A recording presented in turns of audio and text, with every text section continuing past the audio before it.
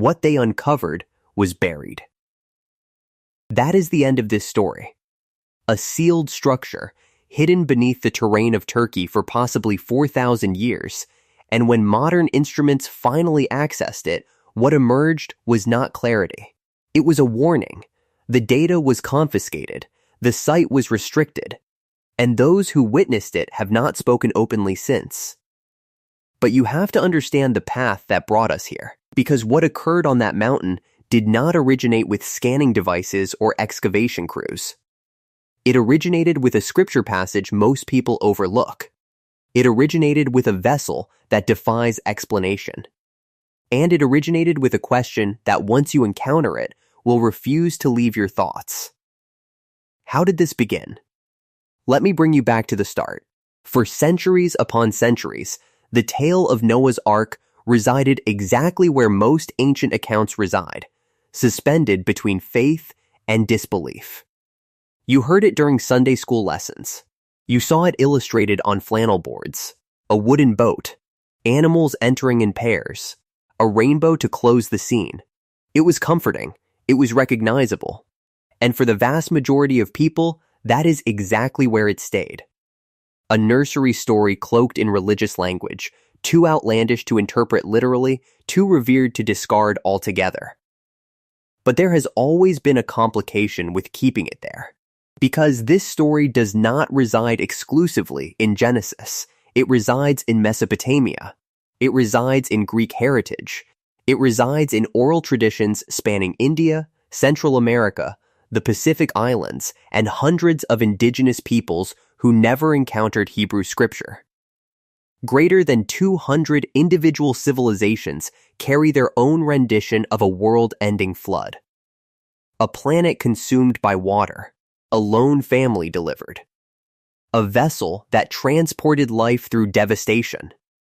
The names are different, the particulars shift, but the skeleton of the narrative endures, and that is exactly the kind of detail that science cannot leave unexamined. In 1959, a Turkish military captain by the name of İlhan Durupınar was analyzing aerial photographs produced during a routine cartographic mission over eastern Turkey. Nearly all the landscape presented itself exactly as landscape should present itself. Stone, incline, elevation, shade. But one single frame departed from the rest. Nestled in the mountain terrain near the Ararat region, distinctly recognizable from above, was a shape that had no natural explanation for being there. A vast, symmetrical, boat-shaped contour imprinted in the ground like the ghost of something that should have perished long ago. Standing at ground level, you would walk directly past it. It appeared to be just another ridge, but viewed from above, it was impossible to ignore. Exceeding 500 feet in length, tapering at one extremity, curving at the other, proportioned in a fashion that did not resemble natural formation. It resembled something built. Now, the earliest investigators came and left. Some attributed it to a mudflow event.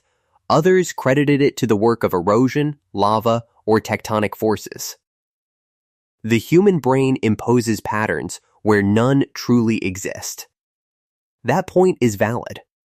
And for years, that explanation sufficed to keep attention away from the site. But attention did not stay away. In the late 1970s, a man named Ron Wyatt appeared on the scene. Wyatt was no archaeologist.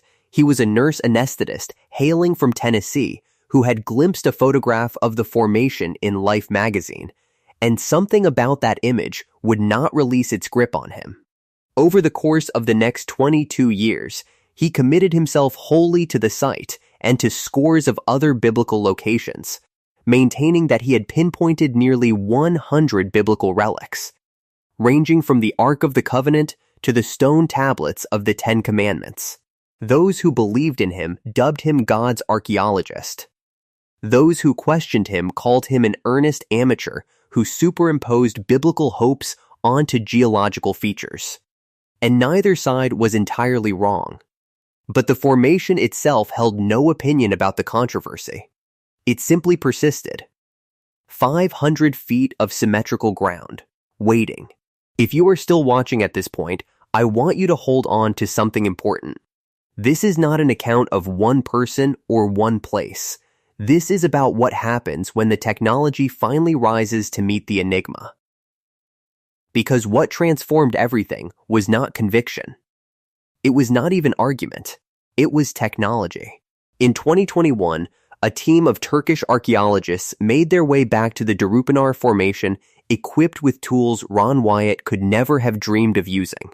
Ground-penetrating radar, three-dimensional subsurface visualization, chemical soil analysis conducted at a precision level that would have been beyond reach even 2 decades earlier. Their official purpose was deliberate and narrow. Ascertain whether the formation represents natural geology or something artificially constructed. No preconceptions. No predetermined conclusions. Just raw data. And the raw data would not submit to the comfortable answer. The GPR imaging detected something beneath the ground that left the team paralyzed. Not continuous rock. Not arbitrary fragments. Organized architecture. Parallel lines spanning the entire length of the formation. Right angles. Extended uniform beams. Stratified sections that resembled multiple floors. Symmetrical divisions arranged on both sides of a central axis. Passageways resembling corridors that connected internal areas, repeating structural arrangements 8 to 20 feet beneath the surface. The type of features you identify in engineered buildings, not in natural erosion. One engineer who was present articulated it without hesitation. Natural rocks do not arrange themselves into straight and evenly spaced corridors or beams like this. This is design. And then the soil entered the picture. Samples retrieved from the interior of the formation were chemically unlike samples retrieved from the surrounding hillside. The soil within contained evidence of marine material. Organic traces. Mineral compositions that bore no resemblance to the local geological profile. Plant growth directly above the formation exhibited different behavior than plant growth just meters beyond it, as if the earth itself held the awareness that something foreign lay buried beneath. Now absorb what that signifies. A vessel-shaped formation amid the mountains of eastern Turkey. Interior structure that appears deliberately built. Soil harboring ocean-derived material thousands of feet above sea level. Dimensions that arrive startlingly close to those specified in Genesis chapter 6, verse 15. 300 cubits in length, 50 cubits in breadth, 30 cubits in height. The figures are not perfectly matched, but they are close enough to make silence deeply uncomfortable. And here is the segment of this story that the majority of people never learn. The Turkish government took action. They designated the surrounding area as a protected national park, formally recognizing its cultural and historical importance. Let me state this clearly. That does not constitute an official proclamation that Noah's Ark has been discovered. But governments do not extend protection to empty hillsides for no reason. Something about what lies beneath that ground was compelling enough to merit formal preservation. But the Darupanar site is not the only strand woven into this web. The pursuit of Noah's Ark has continued far longer than most people comprehend, and it has attracted participants ranging from ancient scholars to Cold War intelligence professionals.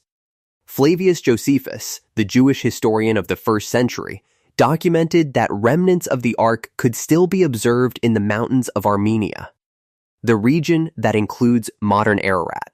In 1876, a man named James Bryce hiked above the tree line on Ararat and descended with a fragment of worked timber. He possessed enough integrity to acknowledge that mundane explanations remained possible, but the timber itself was not so easily explained. During World War I, military personnel and pilots traversing the region recounted sightings of what appeared to be an immense wooden structure encased in ice near the summit. In 1949, photographs taken by United States intelligence reportedly revealed a dark, anomalous shape positioned high on the mountain. Decades later, a Hong Kong-based group known as NAMI declared they had uncovered wooden rooms buried deep inside Ararat, although that declaration later came under heavy scrutiny regarding possible staging. The sequence is perpetually the same. A claim materializes. Excitement builds. Authorities in the field investigate. And then the claim either crumbles, reaches a dead end, or settles into an uncomfortable middle territory where it cannot be substantiated, yet steadfastly refuses to disappear. But here is what distinguishes the current investigation from all prior efforts. It is not founded on eyewitness reports that elude confirmation. It is not founded on a solitary expedition led by an untrained amateur. It is founded on repeatable scanning, chemical analysis, and structural imaging. And every single time the team deployed the equipment anew, the results returned identical. Organized. Symmetrical. Consistent with deliberate design. One researcher described it simply. This is not ordinary. Now I need to carry you somewhere unexpected, away from the mountains altogether. In 2012, Robert Ballard, the individual who discovered the Titanic resting on the Atlantic floor, shifted his gaze to a different body of water. The Black Sea. Ballard was not in pursuit of an ark. He was in pursuit of evidence pointing to a catastrophic flood event that could explain why so many ancient civilizations retain an identical memory. His theory, grounded in earlier research, was breathtaking. Roughly 12,000 years in the past, as ice formations from the last glacial era melted away, the Black Sea was not a sea whatsoever. It was a freshwater lake, diminished in size, lower in elevation, ringed by human habitations along its banks. And then the Mediterranean shattered through. The waters of a swelling ocean tore through what is now the Bosporus Strait, carrying a force calculated at 200 times that of Niagara Falls. The lake became a sea. Roughly 150,000 square kilometers of settled land was buried under salt water. Entire communities perished. Shorelines ceased to exist. And those who made it through carried with them a memory of water that devoured the world. Ballard's team located an ancient shoreline 400 feet beneath the surface of today's Black Sea. Shell dating indicated approximately 5,000 BC. The evidence did not verify the Genesis flood account word for word, but it accomplished something nearly as momentous. It provided the flood tradition with a historical backbone. A real disaster. A real upheaval. A real basis for why civilizations separated by vast oceans and thousands of years might all hold on to the same haunting memory. Suddenly, the global tradition of a catastrophic flood stops existing as mere mythology and starts existing as preserved memory. And that pulls us back to the mountain. Back to the formation. Back to what the scanning revealed that nobody had predicted. Because the deeper the team investigated, the more peculiar the readings became. The radar returns from certain portions of the structure did not act the way wood or stone should act. The signals pointed toward something metallic, reinforcing elements in beams or joints. The caliber of engineering that, if genuine, would exceed what the majority of historians consider feasible during the ancient Bronze Age. And then there was the coating. Chemical examination of material recovered from the interior surfaces disclosed a substance consistent with pitch or tar. This is the point where scripture stops serving as scenery and steps into the center. Genesis chapter 6, verse 14. God directs Noah to seal the ark inside and out with pitch. The Hebrew word is kopher, and kopher does not simply translate to waterproofing, it translates to covering. Protection. Sealing, a division between what resides inside and what remains outside. Sit with that for a moment. A substance identified within the walls of a buried formation in Turkey aligns with the material God commanded Noah to use. And the word for that material carries meaning beyond merely repelling water. It means containment. The ark was not solely a vessel of rescue. It was sealed, and this is the moment in the narrative where the atmosphere transforms. Because once you abandon the image of the ark as a nursery tale and begin recognizing it as an actual structure designed to endure divine judgment, the verse that follows Genesis 6 assumes a weight that most people have never confronted. Genesis chapter 7, verse 16. And the Lord shut him in. That verse has been spoken 10,000 times as a testament to divine protection. God sealed the door. God kept Noah from harm. And that is truth. But there exists another dimension to it that a cursory reading misses entirely. If God himself was compelled to shut the door, then whatever waited on the opposite side of that door was not something Noah could have managed on his own. The sealing was not symbolic. It was critical. Now I want to speak to you plainly. Some of what has emerged from this location ventures beyond documented findings into territory that feels more like a thriller screenplay than a research document. There are accounts of sealed chambers yielding unexplained heat signatures, claims of strange instrument readings, narratives describing authorities closing operations and confiscating data. Some of these elements derive from sources that intertwine factual documentation with dramatic embellishment, and I want you to weigh them with discernment. The formation is real. The scans are real. The soil anomalies are real. The alignment with Genesis proportions is real. But the question of what precisely resides in the most deeply buried layers of that structure has not been publicly answered, and the silence enveloping it resonates louder than any official announcement. What we do know is the following. The strongest intellectually honest position is that the Darupanar formation has not been proven to be Noah's Ark, but it exhibits characteristics that present explanations have not fully resolved. It requires more drilling, more scanning, more peer review, and more transparency. And the fact that it has survived decades of investigation without being dismissed entirely communicates something that deserves your full attention. Because here is what both the skeptic and the believer must come to terms with. If this is nothing more than geology, then it is the most spectacularly misleading geology anywhere on Earth. A boat-shaped form possessing internal architecture, ocean-derived soil, pitch-like coatings, and dimensions that mirror an ancient text, all resting in the precise mountain range that text names as the landing place of a vessel constructed to survive the wrath of God. Eventually, coincidence ceases to function as a credible explanation and begins to function as intellectual avoidance. And this transcends archaeology. This concerns what the story represents if any portion of it is physically embedded in the earth.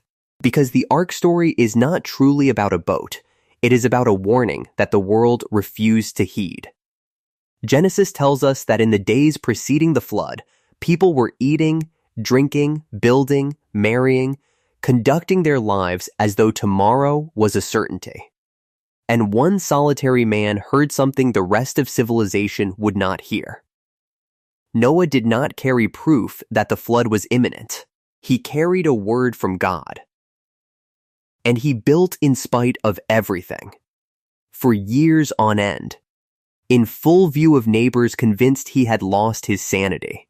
He hammered wood while the sky above held nothing but blue. He spread pitch while the earth beneath remained bone dry. He heeded a voice that nobody else could perceive, and when the water descended, that obedience was the only thing separating his family from total destruction.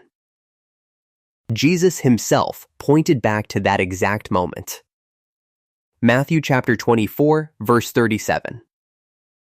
As it was in the days of Noah, so it will be at the coming of the Son of Man. That is not literary flourish, that is prophecy. And it establishes a direct connection between the generation that ridiculed Noah and the generation that will be caught completely unprepared by what approaches. Look at the world in this very moment. Look at the indifference that pervades it. Look at the distractions that consume it. Look at how readily people wave away the concept that judgment is real, that God speaks, that ancient warnings still carry binding force. The days of Noah are not an allegory describing some forgotten age. They are a mirror positioned directly before the present moment. And the formation entombed in that Turkish mountainside may be the most unsettling evidence that the mirror tells the truth. If you have remained with me this far, you are not viewing this casually. Something in these words is speaking to something inside you. And I want to make one request of you before this video reaches its end. If this Christ-centered, Christ-pointing, Christ-honoring content holds value for you, if it alters the way you see your faith and the way you see the world, subscribe to this channel and leave a comment below telling another person what you are walking away with. Not for the sake of algorithms. For the Christ who warned us, who rescued us, and who is coming again. Because here is the part of this account that most people forget entirely. The ark was not the objective. The ark was the vehicle. The objective was that God identified one man who listened while the entire world had turned deaf, and he forged a path through the floodwaters for that man and every person bound to him. The wood and the pitch and the dimensions were nothing more than materials. The genuine architecture was obedience. And the genuine question this buried formation raises is not whether Noah's Ark has been found. The genuine question is whether you are building yours. Because something is still sealed inside that mountain. The scans have not stopped yielding anomalies. The soil still contains signatures that have no connection to the surrounding terrain. The proportions still whisper Genesis. And every passing year, the instruments grow sharper, the data grows more difficult to wave away, and the silence from the authorities who locked down the site grows more conspicuous. The earth still guards its secrets. The past has not concluded its testimony. And the next time you turn to Genesis 6 and 7, you will not encounter a nursery tale. You will encounter a blueprint. You will encounter a warning. You will encounter a God who sealed a door because what was advancing was real, and the sole refuge was inside. That door stands open still. But the sky will not remain blue forever. And somewhere beneath the stone and soil of a mountain in eastern Turkey, the evidence bides its time for the moment it no longer needs to stay silent, because by then, every person alive will already know what Noah knew. The water is coming. And it has already begun its ascent.